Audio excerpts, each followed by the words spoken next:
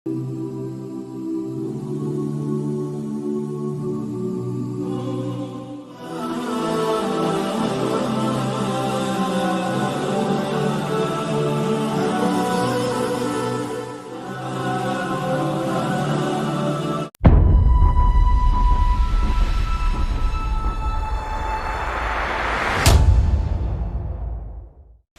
سامعین کرام، عزیزان گرامی، تمام تعریفیں اس رب کائنات کے لیے سزاوار ہیں جس رب کائنات نے ہم تمام کو ایک مختصر سی زندگی دے کر دنیا میں بھیجا ہے۔ بحیثیت ہندوستانی مسلمان ہونے کے ہمیں اسلام اس بات کی اجازت دیتا ہے کہ جس طرح ہم سال میں 2 عیدیں مناتے ہیں، عید الفطر اور عید الاضحیٰ، مسلمان ہندوستان کے اور 2 دن خوشیوں کے طور پر مناتے ہیں۔ ہندوستانی ہونے کی وجہ سے، یہاں ہماری قربانی لگنے کی وجہ سے، ہماری تاریخ یہاں ہونے کی وجہ سے، اور 2 دن سال میں خوشیوں کے آتے ہیں عید الفطر عید الاضحیٰ کی طرح۔ ایک ہے 15 اگست یوم آزادی، دوسرا ہے 26 جنوری یوم جمہوریہ۔ اسلام اجازت دیتا ہے ان 2 دنوں میں خوشیاں منانے کی۔ علماء کرام کا مقولہ ہے حب الوطن من الایمان۔ بعضوں نے اسے حدیث کہا ہے لیکن حدیث تو نہیں ہے، لیکن جملہ صحیح ہے۔ حب الوطن من الایمان، وطن سے محبت کرنا، وطن سے وفاداری کرنا، وطن کے لیے لڑنا، وطن کے لیے قربانی دینا، یہ ایمان کا حصہ ہے۔ یہ ایمان کے خلاف نہیں ہے، ایمان کا حصہ ہے، مذہب کا حصہ ہے۔ مذہب نے خود کہا وطن کے لیے لڑو۔ اللہ کے نبی علیہ السلام جب مکے میں دعوت کا کام شروع کیا، مکے والے کافر جب اللہ کے نبی علیہ السلام کو، صحابہ رضی اللہ عنہم اجمعین کو طرح طرح کی تکلیفیں دی، پہنچائی، آپ جانتے ہیں، تو اللہ نے نبی علیہ السلام کو مکے سے مدینے کی طرف ہجرت کرنے کا حکم دیا۔ تو وہ کیا چیز تھی جب اللہ کے نبی علیہ السلام مکے سے مدینے کی طرف نکل پڑے؟ مکے سے جو نکلے ہیں، نبی کے نکلنے کی کیفیت کتابوں میں لکھی ہے۔ اللہ کے نبی مکے سے جیسے باہر جا رہے تھے، جاتے جاتے واپس مکے کی طرف بار بار دیکھ رہے تھے، چہرہ گھما کر دیکھتے ہوئے نکلے باہر۔ اب جب سرحد کو پہنچے، مکے کے باؤنڈری کو پہنچے، اللہ کے نبی علیہ السلام کعبے کی طرف، مکے کی طرف اپنا چہرہ کر کے، مکے کو مخاطب کر کے نبی نے کہا، او مکہ، او کعبہ، میں تجھے چھوڑ کر جانا نہیں چاہتا تھا، میرا ارادہ نہیں تھا تجھے چھوڑ کر جاؤں، یہاں سے جانے کا میرا کوئی ارادہ نہیں تھا، میں نہیں چاہتا تھا کہ مکہ چھوڑوں، لیکن یہاں والوں نے مجھے ستایا، تکلیفیں دی، لہذا میں چھوڑ کر جا رہا ہوں، مجبوری کی وجہ سے، چاہ کر نہیں چھوڑ رہا۔ تو اسے سامنے رکھ کر علماء نے کہا ہے کہ نبی علیہ السلام کو وطن سے محبت تھی۔ نبی کا وطن تھا مکہ، نبی کی ولادت کی جگہ مکہ، نبی کا بچپن مکے میں گزرا، نبی کی ولادت مکے میں ہوئی، لہذا مکے سے محبت تھی نبی علیہ السلام کو، لہذا جس وطن میں ہم پیدا ہوئے، جس وطن میں ہم زندگی گزار رہے ہیں، اس وطن سے محبت کرنا یہ ایمان کا حصہ ہے۔ ہمارے اکابرین نے اسے سمجھا۔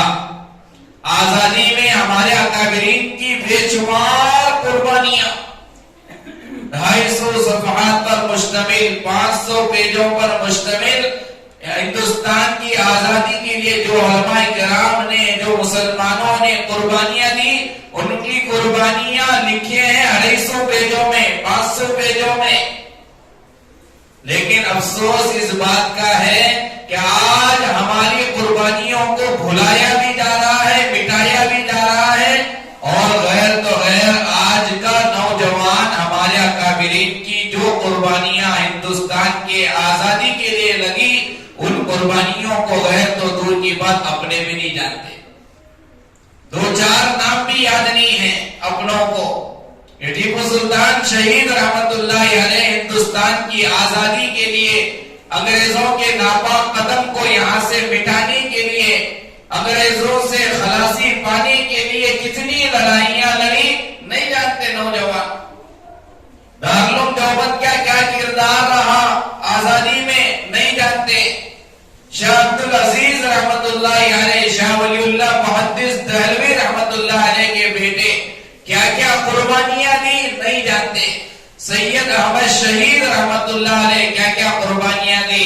حضرت مولانا قاسم نانوتوی رحمت اللہ علیہ، شیخ الہند رحمت اللہ علیہ، ان کی کیا کیا قربانیاں تھی، کیسے انہوں نے آزادی کے لیے لڑا، کیسے انہوں نے قربانیاں دی، کیسے وہ پھانسی کے پتے پر لٹکے، آج نہیں جانتے. اس لیے ہندوستان کے حالات کو دیکھ کر ہمیں رونا نہیں آ.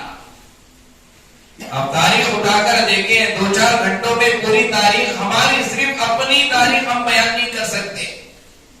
اگر ہمیں معلوم ہوتا کہ ہمارے اسلاف کی کیا کیا قربانیاں لگی ہیں آزادی کے لیے، تو جس طرح عید الفطر میں ہم تیاریاں کرتے ویسی تیاریاں 15 اگست میں ہمیں کرنا چاہیے، 26 جنوری میں ہمیں کرنا چاہیے. کیونکہ ملک کو آزاد کرانے میں 90%، کوئی بات غلط نہیں ہے، 90% احتیاط کے ساتھ بھی اگر کہا جائے 90%، 90% قربانیاں صرف ہماری لگی ہیں، اوروں کی 10% لگی ہوگی.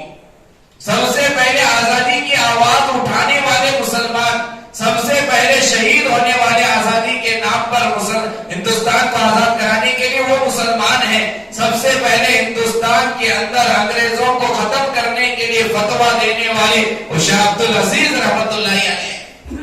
تو قربانیوں کے نتیجے میں ہندوستان ہمیں ملا. ہزاروں علماء کرام کو پھانسی کے پھندے پر چڑھایا گیا. انگریز نے دیکھا کہ ہمارے خلاف سب سے زیادہ جو آواز اٹھا رہے ہیں وہ مسلمان ہیں. اس نے میٹنگ کی. غدار اپنے ہوتے ہیں، ہر دور میں غدار تو رہتے ہیں. اب وہ اس غدار مسلمان انگریزوں کو بتایا کہ انگریز کے خلاف مسلمان اگر آواز نہ اٹھائیں تو آپ کو 3 کام کرنا پڑے گا. یہ رائے دی گئی انگریزوں کو. سب سے پہلے اس وقت تک مسلمان خاموش نہیں رہتے جب تک ان کے درمیان قرآن ہوگا. قرآن جب تک ہے یہ آپ کے خلاف لڑیں گے، قرآن کے سامنے رکھ کر یہ جہاد کریں گے، قرآن کے ذریعے سے یہ آپ کے خلاف لڑیں گے. قرآن جب تک رہے گا یہ نہیں پیچھے ہٹنے والے. مسلمانوں کو اگر تمہارے خلاف آواز اٹھانے سے روکنا چاہتے ہو تو سب سے پہلے ہندوستان سے قرآن کو ختم کرو. یہ نمبر 1 تھا فیصلہ. مسلمانوں کو دبانے کے لیے، مسلمانوں کو خاموش کرنے کے لیے، مسلمان انگریزوں کے خلاف خاموش رہے، کچھ نہ بولے، اس کے لیے کیا کرنا پڑے گا؟ قرآن ختم کرنا پڑے گا. اور نمبر 2، جب تک ہندوستان میں ان مسلمانوں کے علماء رہیں گے، مفتیان نظام رہیں گے، تو اس وقت تک یہ مسلمان لڑتے رہیں گے. کیونکہ ان مسلمانوں کو انگریزوں کے خلاف ابھارنے والے، انگریزوں کے خلاف کھڑا کرنے والے ان کے علماء ہیں. ان کے علماء احادیث پڑھ کر، قرآن سنا کر مسلمانوں کو تمہارے خلاف ابھاریں گے. لہذا ہندوستان میں اگر تمہاری حکومت کو باقی رکھنا چاہتے ہو تو علماء کو ختم کرنا پڑے گا. اور نمبر 3، مدارس اسلام کے قلعے ہیں. مدارس ہی سے یہ سارا پروڈکٹ تیار ہوتا ہے. قرآن جو پورے مسلمانوں کے درمیان میں حافظ بن کر جو طلبہ فارغ ہوتے ہیں، اس کا جو فیکٹری ہے وہ مدرسہ ہے. مولانا بننے کی فیکٹری مدرسہ، قرآن یاد کرنے کی فیکٹری مدرسہ. مسلمانوں کو جو پروڈکٹ ملتا ہے وہ مدرسوں سے ملتا ہے. انگریزوں کے خلاف لیے مدارس کو ختم کرنا پڑے گا. یہ 3 کام کریں گے تو تمہاری حکومت ہندوستان میں رہے گی, تم یہاں چین سے رہ سکو گے. اب ان 3 چیزوں کو کرنے کے لیے انگریز آگے بڑھا. میں مختصر کہوں, علماء کو پھانسی کے بندے پر لٹکانا شروع کیا گیا, جلانا شروع کیا گیا, جیل خانوں میں بند کرنا شروع کیا گیا, ہزاروں علماء کرام کو شہید کیا گیا. ایسا درخت نہیں ملتا تھا دہلی کا جس درخت پر کسی عالم کو پھانسی نہ دی گئی ہو. اور مدارس میں گھس گھس کر, مساجد میں گھس گھس کر قرآن کو جلانا شروع کر دیا گیا. چلو قرآن کو مٹھائیں گے. لکھا ہے کتاب میں کہ ایک مدرسے میں ناپاک انگریز داخل ہوئے, جتنے قرآن وہاں رکھے ہوئے تھے سارے قرآن کو جلانے کے لیے لے کر جانے لگے. وہاں اس مدرسے کے مدرس استاد اس انگریز کو روک کر کہنے لگے کیا کر رہے ہو؟ کہا ہم قرآن مٹانا چاہتے ہیں, قرآن کو ہندوستان کو جلا کر ختم کرنا چاہتے ہیں تاکہ جو جذبہ جہاد مسلمانوں کے دل میں پیدا ہوا ہے وہ ختم ہو جائے. اس کے لیے قرآن ختم کرنا پڑے گا.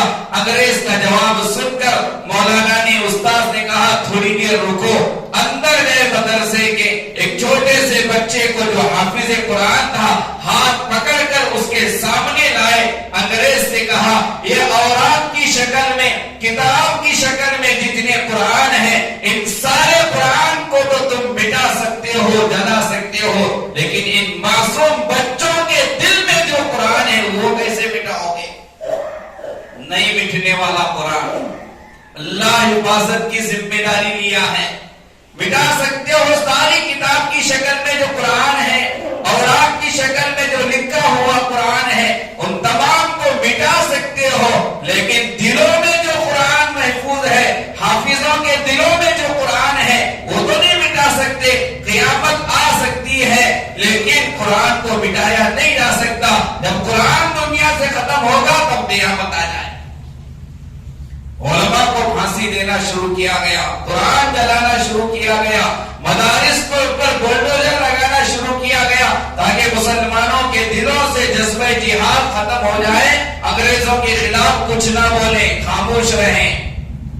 لیکن یہ تحریک آگے بڑھتی رہی. جمعیت علماء کی شکل میں تحریک آگے بڑھی, تحریک ریشمی رومال کی شکل میں آگے بڑھی, اور ہمارے اکابرین نے مختلف تحریکوں کو وجود میں لا کر ہندو مسلم اتحاد کے نام سے تحریک یہاں شروع ہوئی. مختلف تحریکات یہاں پیدا ہوئے, شروع ہوئے. انگریزوں کے خلاف بڑی قربانیاں دی گئی. ایک طرف علماء کرام کی قربانیاں, مدارس والوں کی قربانیاں, دوسری طرف ٹیپو سلطان شہید رحمت اللہ علیہ کی قربانی. سب سے پہلی جنگ ٹیپو سلطان شہید رحمت اللہ علیہ نے جو انگریزوں کے خلاف لڑی ہے وہ 1783 عیسوی میں سب سے پہلی جنگ لڑی. 1782 کے اندر ٹیپو سلطان شہید رحمت اللہ علیہ کو ان کے والد محترم اپنا جانشین قرار دیا, حکومت ان کے حوالے ہوئی. 782 میں حکومت ملی, 83 میں انگریزوں کے خلاف انہوں نے جنگ لڑی. یہ ان کی دوسری جنگ ہے. زندگی میں انہوں نے 4 جنگ لڑی ہے انگریزوں کے خلاف. اور دوسری جنگ جو 1783 میں جو شروع ہوئی, 1 سال تک مستقل لڑتے رہے. انگریز وہاں شکست کھا گیا, ناکام ہو گیا. مارتے مارتے بھگاتے بھگاتے دور تک لے کر گئے. آخر میں انگریز ہاتھ اٹھا کر ٹیپو سلطان شہید رحمت اللہ علیہ سے معافی مانگی. یہاں ایک چوک ہوئی ٹیپو سلطان شہید رحمت اللہ علیہ سے. وہاں ٹیپو سلطان شہید رحمت اللہ علیہ انگریزوں پر رحم کھائے جو نہیں کھانا تھا. اس رحم کا صلہ بعد میں شہید ہونے کا سبب بنا. انگریز ہاتھ اٹھا کر کہا دوبارہ پلٹ کر تمہاری طرف نہیں دیکھیں گے, دوبارہ نہیں آئیں گے میسور کو, یہاں نہیں آئیں گے, ہمیں چھوڑ دیں, ہمیں معاف کر دیں. ہاں ہماری بیویوں کو بیوہ نہ بناؤ, بچوں کو یتیم نہ بناؤ, ہم ہار مان گئے, شکست مان گئے, ہمیں چھوڑ دو. لہذا 1784 عیسوی میں ٹیپو سلطان شہید رحمت اللہ علیہ انہیں چھوڑ دیا. اب تو چلے گئے انگریز.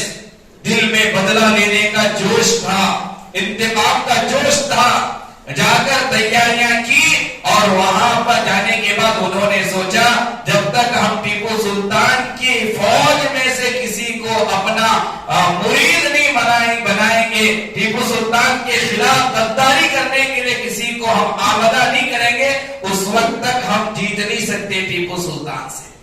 تاریخ اٹھا کر دیکھیں، جب سے دنیا بنی ہے اس وقت سے لے کر آج تک اگر ہم تاریخ کا مطالعہ کریں گے، مسلمان جب بھی ہارا ہے اپنوں کی غداری ہی کی وجہ سے ہارا ہے۔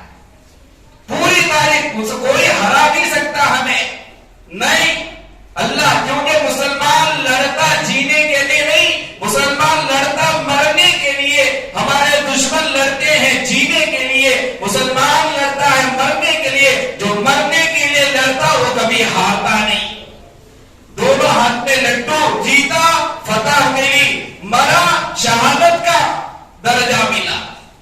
جو زیادہ لڑنے والا مسلمان مرنے کے لیے لڑتا ہے، شہادت کا درجہ حاصل کرنے کے لیے، شہداء کی صف میں کھڑے ہونے کے لیے، حضرت حمزہ کے ساتھ کھڑے ہونے کے لیے، حضرت حسین کے ساتھ کھڑے ہونے کے لیے، اس نیت کے ساتھ جو میدان جنگ میں اترتا ہے وہ کبھی ہارتا نہیں۔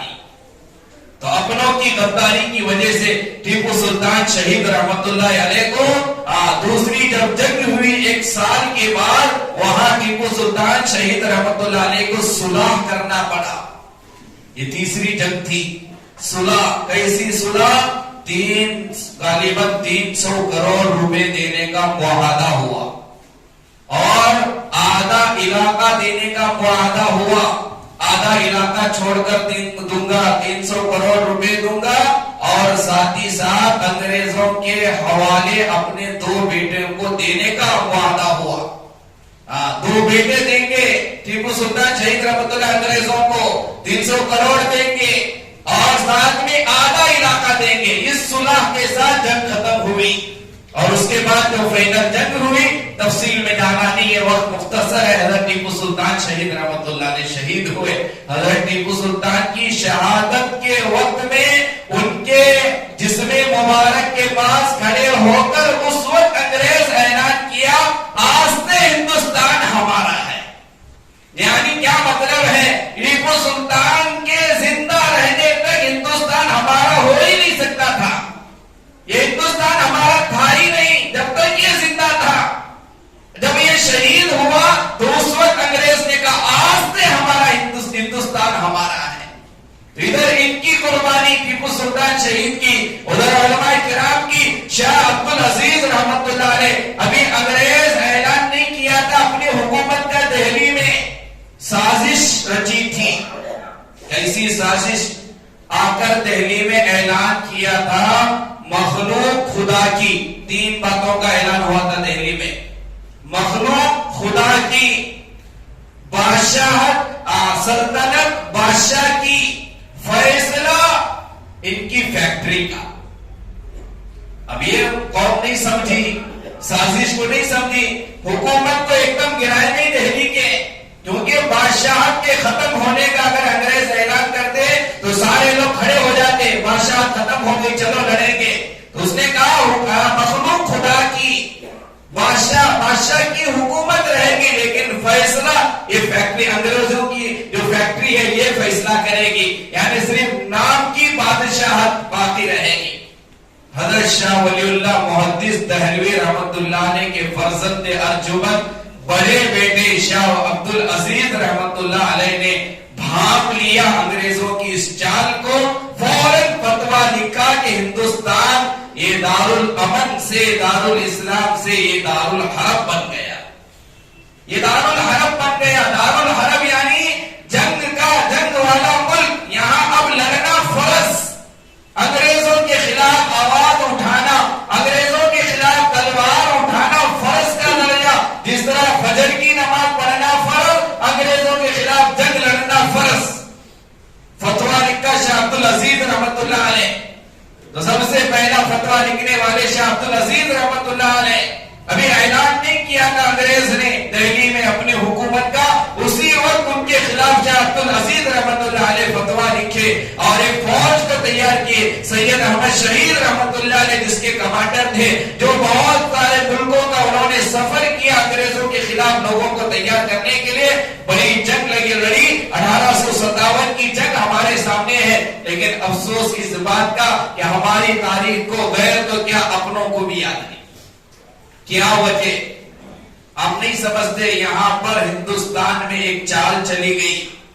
ہمارے دشمنوں نے یہ دیکھا کہ ہندوستان کی تاریخ جو علماء کرام کی, اولیاء کرام کی, مسلمانوں کی ہے, وہ انگریز انگلش کے کتابوں سے زیادہ, کنڑ کتابوں سے زیادہ, دیگر کتابوں سے زیادہ اردو کتابوں میں لکھی گئی ہے. جتنی بھی ہماری تاریخ ہے, صحیح تاریخ, وہ اردو کتابوں میں آپ کو ملے گی. لہذا ہماری تاریخ مٹھانے کے لیے سب سے بڑی سازش یہاں یہ ہوئی کہ ہندوستان میں اردو کی حیثیت کو ختم کیا جائے, اردو کا مقام ختم کیا جائے, اردو کی کوئی اہمیت نہ ہو مسلمانوں کے دلوں میں. آپ تھوڑا دل پر ہاتھ رکھ کر سوچیں کیا ہمارے دلوں میں اردو کی اہمیت ہے؟ آج ہم اپنے بچوں کو انگلش میڈیم اسکول میں ڈالنا پسند کرتے ہیں. غریب ہے, فیس نہیں دے سکتا, گھر چلا نہیں سکتا, وہی سے بچے مجبوری میں چاہ کر نہیں.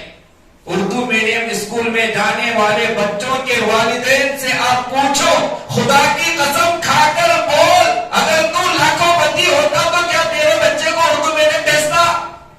تو کہے گا نہیں. کیوں بھیجا؟ مولانا انگلش میڈیم میں ڈالنے کی طاقت نہیں ہے, حیثیت نہیں ہے, مجبوری میں ڈال رہا ہوں. آج ہمیں اردو نہیں آتی تو ہم تاریخ کیا پڑھیں گے؟ تو اردو کی حیثیت ہمارے دلوں سے ختم کر دی گئی, کیونکہ جانتے ہیں ہمارے دشمن ہماری تاریخ جو لکھی گئی وہ اردو میں لکھی گئی, اور صحیح تاریخ اللہ سے ڈرتے ہوئے جنہوں نے لکھا وہ علماء نے لکھا, اردو میں لکھا. ہماری ساری تاریخ اردو میں ہے, اور مسلمان غیر تو غیر, اردو سے مسلمان بیزار ہے, نہیں چاہتا ہمارے بچوں کو اردو تعلیم آئے. اور غیروں نے اس کی محنت کی اور ہم نے ان کی محنت کو اور پروان چڑھایا اور اردو سے دور ہو گئے. تاریخ پڑھنا تو چلو ایک شکایت یہ بھی ہے, چلو جتنی ہماری تاریخ, چند جو تاریخ بھلے جھوٹی کیوں نہ ہو یا تھوڑی اس میں 10% سچ بھی کیوں نہ ہو, اگر انگریزی میں اگر کسی اور زبان میں تاریخ لکھی بھی ہوئی ہو وہ بھی پڑھتے نہیں. پڑھنے کا ماحول ہی ختم ہو گیا, مزاج ہی ختم ہو گیا. رمضان پہلے قرآن اٹھا کر پڑھتا تھا مسلمان مسجد میں آ کر, اب رمضان میں بھی نہیں پڑھتا, قرآن ہی نہیں پڑھ رہے, تاریخ کہاں سے پڑھیں گے؟ جب تاریخ نہیں معلوم تو 15 اگست کہاں سے منائیں گے؟ 15 اگست کی اہمیت ہی نہیں رہے گی ہمارے دلوں میں, 26 جنوری کی اہمیت ہی نہیں ہے ہمارے دلوں میں. کیوں؟